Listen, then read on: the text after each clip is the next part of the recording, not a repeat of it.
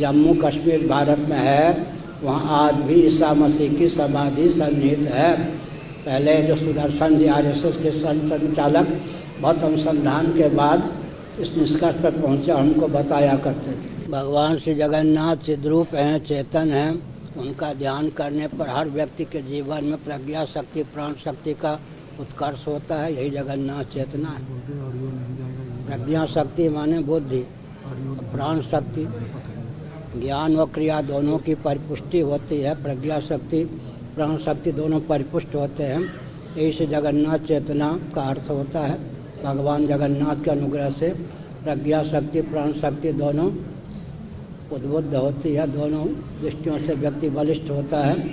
लौकिक उत्कर्ष, पारलौकिक उत्कर्ष, परमात्मा की प्राप्ति का मार्ग भी प्रशस्त होता है भगवान श्री जगन्नाथ की आराधना से, उनके अनुग्रह से। विकास, राजनीति, पर्यावरण तीनों दृष्टियों से हमने बताया। सुसंस्कृत, सुशिक्षित, सुरक्षित, संपन्न, सेवापरायण, स्वस्थ, सभ्यताप्रद व्यक्ति और समाज की संरचना जगन्नाथ चेतना का लक्ष्य होना चाहिए। मैंने कहा कि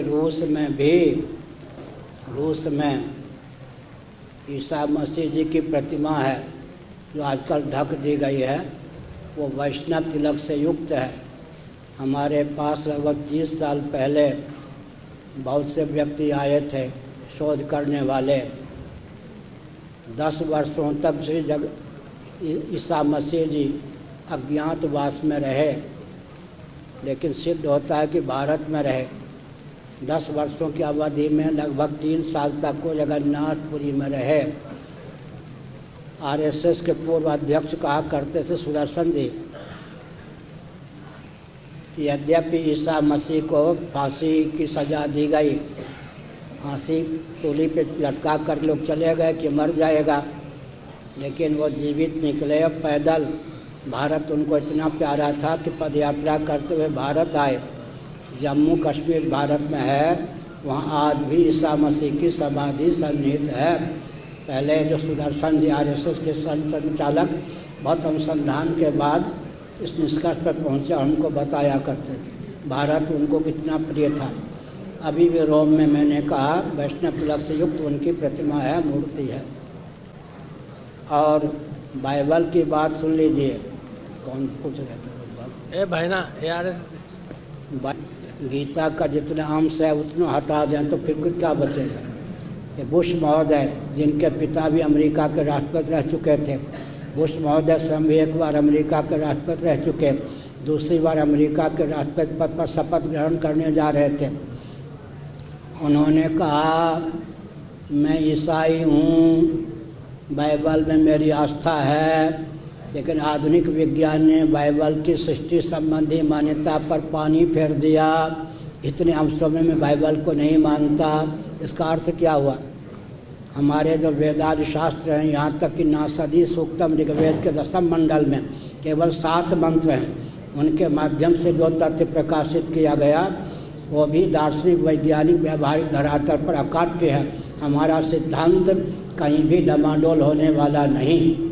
इसलिए गर्व से सनातनी, वैदिक, आर्य, हिंदू स्वयं को मानना चाहिए और पूर्वजों के मार्ग पर चलना चाहिए।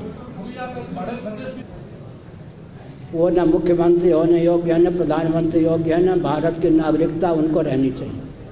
जो गोहत्या का समर्थक, वो नेता नहीं, राजनेता के नाम पर कलंक है, आतंकवादी है। और हिंदुओं के धर्मांतरण का जो पक्षधर है वो नेता होने योग्य नहीं। भारत की नागरिकता भी उसको दार्शनिक धरातल सुलभ नहीं होनी चाहिए। चाहे मुख्यमंत्री हो या प्रधानमंत्री हो, अगर वह हिंदुओं को अल्पसंख्यक बनाने का षड्यंत्र रचते हैं, सेवा के नाम पर हिंदुओं को क्रिश्चियन बनाया जाता है, या गोहत्या के समर्थक हैं, चाहे मानव उच्चतम न्यायालय ही क्यों ना हो, उसने गोरक्षकों के लिए गुंडे शब्द का प्रयोग किया था, तो भारतीय संस्कृति का अनुरूप नहीं है।